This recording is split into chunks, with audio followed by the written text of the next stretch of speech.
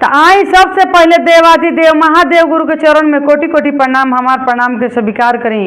माँ भगवती के चरण में कोटि कोटि प्रणाम करतनी। गौरी गणेश के चरण में कोटि कोटि प्रणाम करतनी। हमार प्रणाम के स्वीकार करी। धरती पर बैठल धरती माता के चरण में कोटि कोटि प्रणाम करतनी।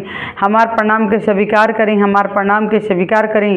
साहब हरेंद्र नंदन नीलम दीदी के चरण में कोटि कोटि प्रणाम करतनी। हमार प्रणाम के स्वीकार करी। यूट्यूब के माध्यम से जितना गुरु भाई बहन हमारे चैनल के देखता सब कोई के प्रणाम करतनी। हमार प्रणाम के स्वीकार करी। हमार प्रणाम के स्वीकार करें। आ ललिता शिव चर्चा चैनल के आगे बढ़ाई भैया। बहुत सुंदर सुंदर कथा लेके रो सभे के बीच में लेके हम आई ना। तो देखी कथा सुने के पूरा प्रयास करब।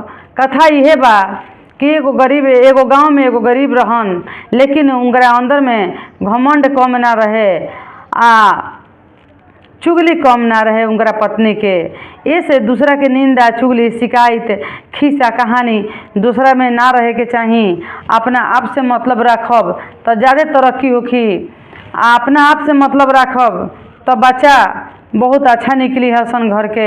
आ दूसरा के घर के बात अपना घर में बतियाइब, दूसरा के गंदगी अपना घर में ले आके फैलाइब तो ये से लाइफ और ख़राब होखी। दूसरा के तो खराब भइल बा जौन तो भइले बा। ये भैया ये दीदी ये से अपन ही खिस्सा करी। अपने पूजा पाठ में बाझल रही। अपन घर के चर्चा करी। अपना घर के खिस्सा करी। महादेव गुरु के खिस्सा करी। महादेव गुरु के कहानी करी। तो देखी जो वो गरीब परिवार रहन गांव में तो जौन रहन से रहले रहन गांव भर के बात सुनत रहन आ घर में आके अपना पत्नी से बतावत रहन, पत्नी से कहत रहन। घर में बाल बच्चा भी सुनी तो का गलत प्रभाव पड़ी कि ना पड़ी।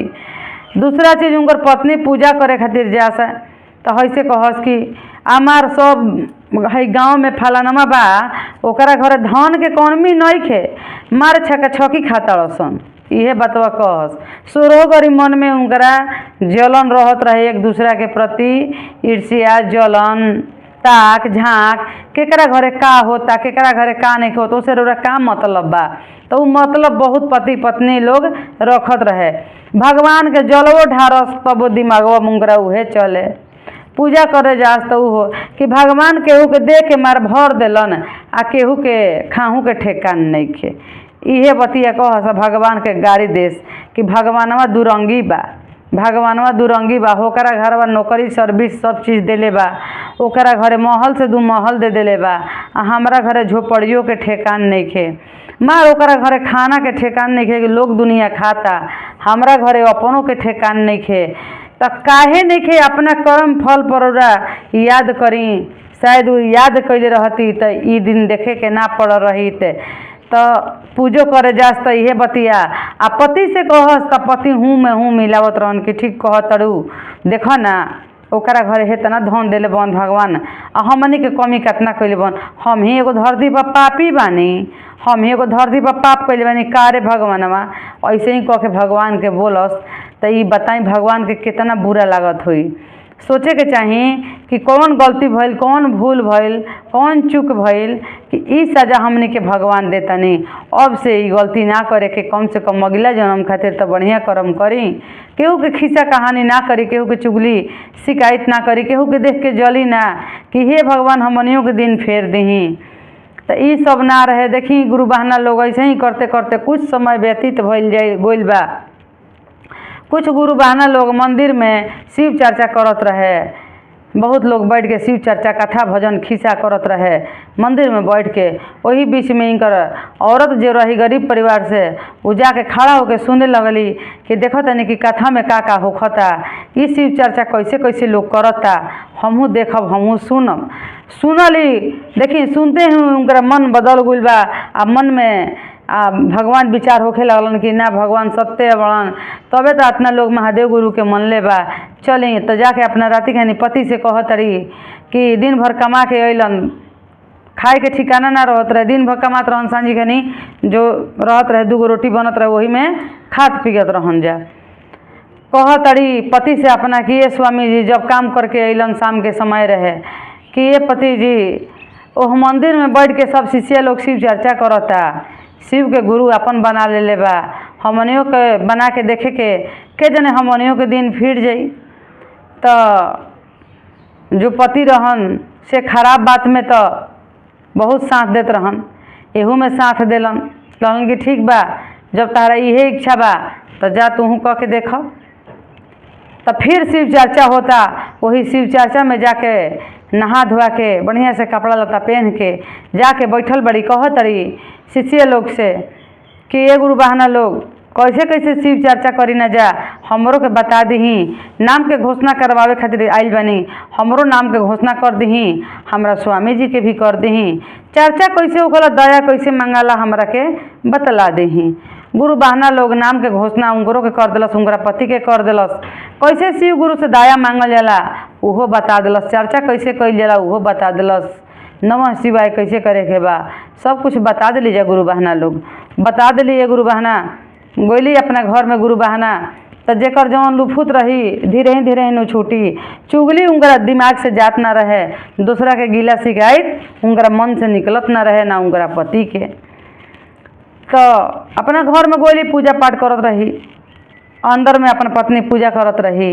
आ देखी महादेव गुरु भेष बदल के उनका दरवाजा पर आइल बनी, आया के आ मांगत तनी कहत तनी कि ये बच्चा कुछ खाए के बात ले अब, हमरा बड़ा जोर के भूख लागल बा। ये बच्चा कुछ खाए के बात आ घर तो ले अब, बड़ा जोर के भूख लागल बा। 3 बार बोलल बनी, ए बच्चा कुछ बा खाए के तो ले अब, बड़ा जोर के हमरा भूख लागल बा। उ जे रहन गरीब परिवार से निकलन अपना घर से, पत्नी उनकर पूजा करत रही। आ जाके दरवाजा पर पूछत हन कि बोलत तारा का हो गल कि हमारा दरवाजा पहला का दिक्कत बा। आ तो दिक्कत नहीं के बाबू, हमरा भूख लागल बा, बड़ा जोर के प्यास लागल बा, तनी पानी पिया दे 1 लोटा, आ हमरा के कुछ खाए के दे दो। तो कहत है कि का खाए के दीही, हमारा अपना के तो ठेकाने नहीं खे, तो तहारा के कहाँ से खियाई। 2 गो तो रोटिए बा हमरा घरे, एगो हम खाइम, एगो हमार पत्नी खाई हैं, उहे 2 गो रोटी बा, तो हमें तहरा के का दही। आ तो ऐसन करो ना कि 1 रोटी तू हमारा के दे दा, आ 1 रोटी में से तू लोग तूर के खा ली, तूहू खा लेब, तार पत्नी खा लीहन। 1 लोटा पानी पिया तो हमार प्यास मिट जाई, भूख मिट जाई। कहता नहीं कि ना ना ना ना 2 गो रोटिए बा, वही में एगो दे देव तो तुर के खाइम जा, पेट भरी हमार। दिन भर दूसरा के खट के आइल बनी, कुदारी चला के आइल बनी, दिन भर बनिहारी करके आइल बनी, तो 2 गो रोटी हमारा घर में बनल बा, खा के उहे सुतम दोनों प्राणी। तो बिहान भेला उठ के हमरा कमाए जाए के हुई। फलाना चिलाना के तो इतना धन संपत्ति भरल बा, ओकरे दरवाजा पर जाके मांग ल, हमरा घरे भगवानवा कुछ देलस, हमरा घरे कुछ नहीं के। फिर वह बात तो कहलन महादेव गुरु भेष बदल के तो गोले रहन के देखा ये बच्चा मत तो हमारा के ना देव था, लेकिन तू एगो काम कर कि देख है जौन उनका दरवाजा पर गाय एगो बांधा रहे, ई जौन तार एगो गाय बिया, यह गाय के सीकड़ जौन बा, इस सीकड़ के तू बेच द मार्केट में ले जाके।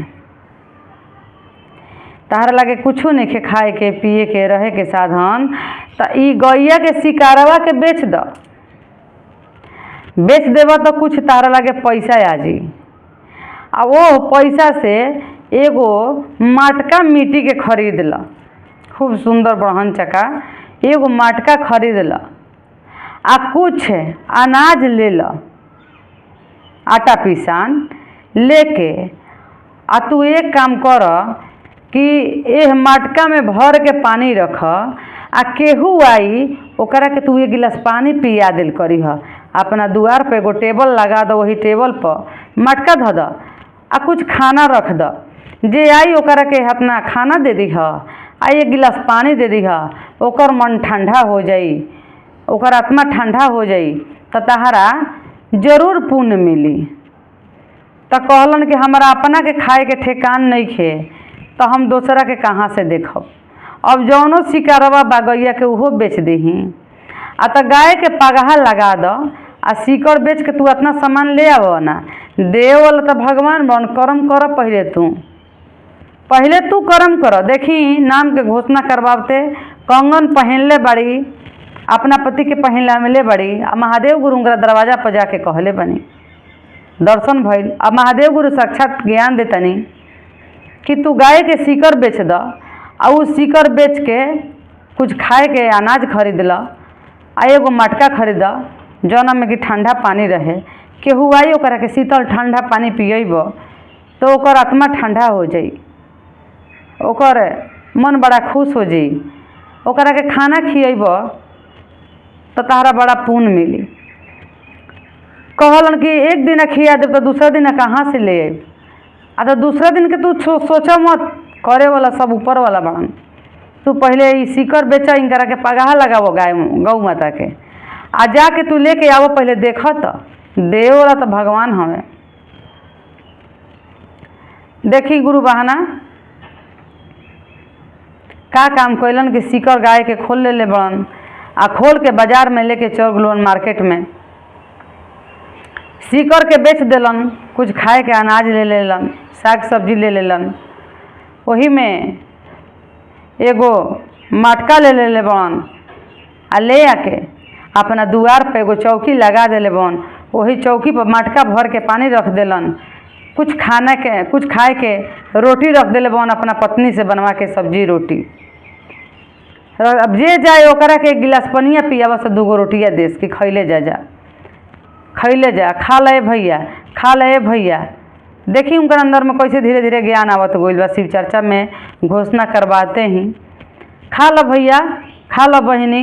गरीब आदमी जाए आवे खाए, अमीरो खा लेवे, पानी पी लेवे, कोई खाए कोई पी लेवे। जैसे ही घोड़ा से एगो सवार होके सेठ जात रहे, सेठ जात रहन तो सेठ के बड़ा जोर से पियास लागल बा, बहुत जोर से पियास लागल। आ घोड़ा वोजे बिलमा देले बन, घोड़ा के रोक देले बन। घोड़ा रुक गइल बा। कहले बड़न कि हमरा के एक गिलास तनी पानी पिया दो, हमार पियास बुझ जाओ, बड़ा पियासे हम तड़पतानी।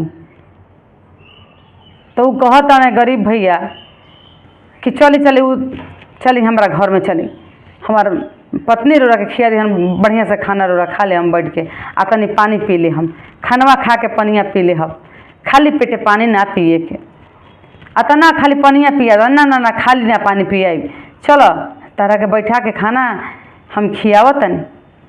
तो अपना पत्नी से कहले बड़े कि देखो भाई साहब जा तनी तनी बढ़िया से खाना पीना, तू खिया दो दूगो गरम गरम रोटी बना के, बाकी खाना तो लेके बहरी बैठल ही रहन।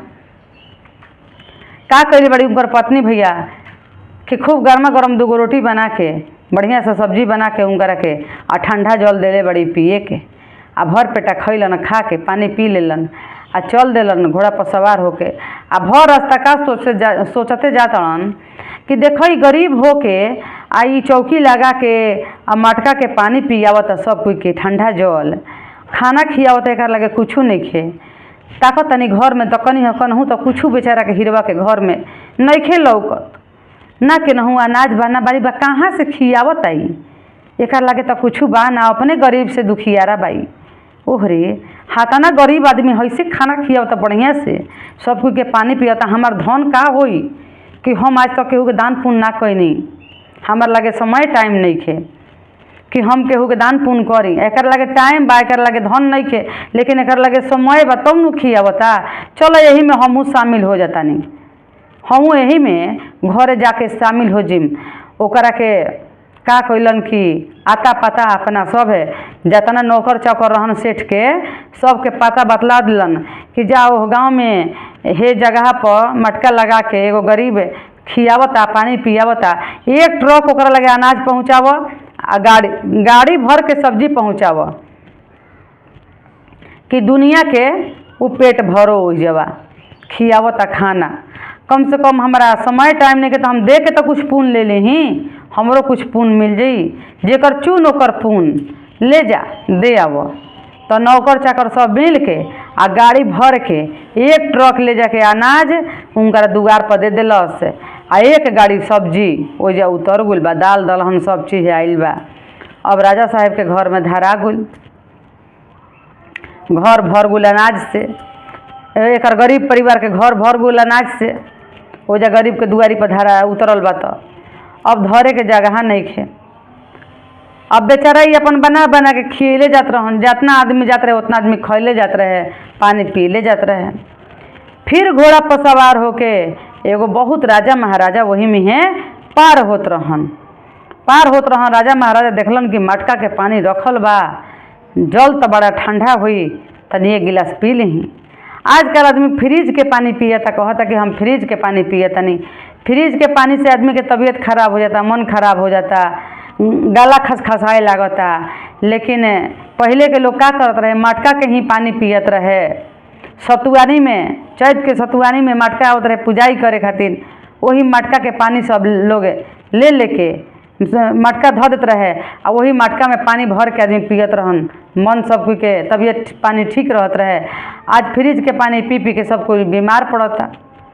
तब पहले के कुछ रहे, अब के कुछ बा। तब मटका के पानी देख के राजा साहेब उतर गुलन घोड़ा पर से और उतर के कहतन कि एक गिलास हमरा के मटका के पानी पिया दा, हमार मन ठंडा हो जाओ, तनी हमारे दिमाग अस्थिर हो जाओ, गर्मी से बड़ा परेशान बनी ओह गरीब से। तो कहतन कि ना खाली पानिए कैसे दूगो रोटी खा ली, मौका दी कि रौरा के दूगो हम रोटी खिया सकी। तो ना ना ना हमारा समय नहीं खे। तो ना ना ना रौरा खा के जाई, हाथ जोड़तनी, एक मौका दे दी, दूगो रोटियाँ खा ली आ पनिया पी ली, ठंडा जल बा पी ली रौरा। तब का कैले बड़न कि अपना पत्नी के आवाज़ लगैले बन कि ले जा राजा साहेब के तनी रोटी गर्मा गर्म बना के खिया दो आ ठंडा जल दे दी। ले गुल बड़ी रानी घर में, उनकर औरत जे गरीब परिवार के रही लिया गुली घर में, खूब बढ़िया से आसन लगा के बैठा देली।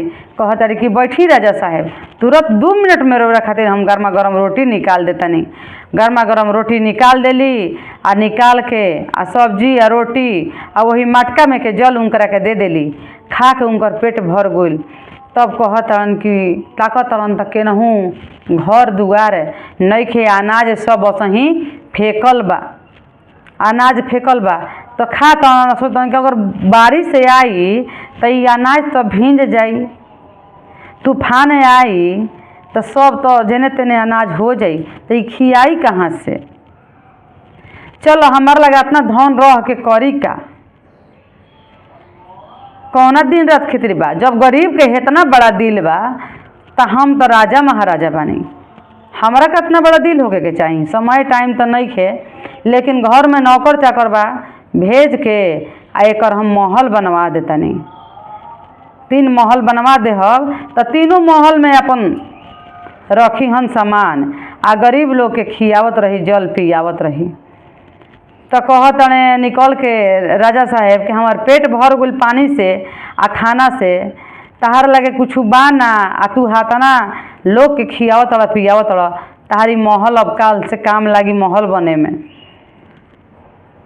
तो पता वजह से लेके आ जाके अपना नौकर चाकर के सब पता दे के आदमी जन लगा के कि जितना रुपया लाग जाओ, जितना रुपया लाग जाओ, एकर 3 महला घर बनवा के आ तब तू लोग के आवे के बा। अनाज पानी सब घर में धो के भर के रख के आवे के बा। काहे कि वो आदमी गरीब आदमी ह आ सब कोई के पेट भरता, ठंडा शीतल जल पियावता। तो जाके तू लोग इतना काम कर द। तो सब नौकर चौकर जाके आ देखी ओह गरीब के घर 3 महला ढलवा दिलस, बनवा दिलस। खूब बढ़िया सुंदर बिल्डिंग महल बन गइल बा आ वही महल में अनाज सब रखा गइल बा, भरल बा। आई अपन बहरी जैसे चौकी लगा के खियावत रहन, ठंडा जल पियावत रहन। वही लंगर चलत रहे, वही लंगर में जितना लोग गरीब दुखिया साधु संत रहे सब जाके खात रहे। आ देखी गरीब से कहाँ अमीर बन गुलन, शिव गुरु के चर्चा करते ही आ नाम लिखवाते ही, कंगन पहनते ही उनकर दिन दुनिया बदल गइल। महादेव गुरु दर्शन दे के उनकर दिन दशा बदल देनी सब। तो देखी गुरु बहना लोग, गुरु भैया लोग, जे बा अपना महादेव गुरु के अपना मन तन से दिल से पुकार करी तो हमनी के महादेव गुरु जरूर सुनीला आ सुनम आ सब दुख दूर उहे के करब। तो जेकरा जवन कष्ट बा महादेव गुरु के शरण में बताई, महादेव गुरु से बतावे के प्रयास करी। आदमी से बता के हम रौरा का करब, कोई हरी ना दुख मजाक उड़ाई। महादेव गुरु सुनम तो समस्या के निदान जरूर बताई आ जरूर निकालब। तो इहे कह अपना महादेव गुरु के चरण में विराम देतनी। हमार प्रणाम के स्वीकार करी।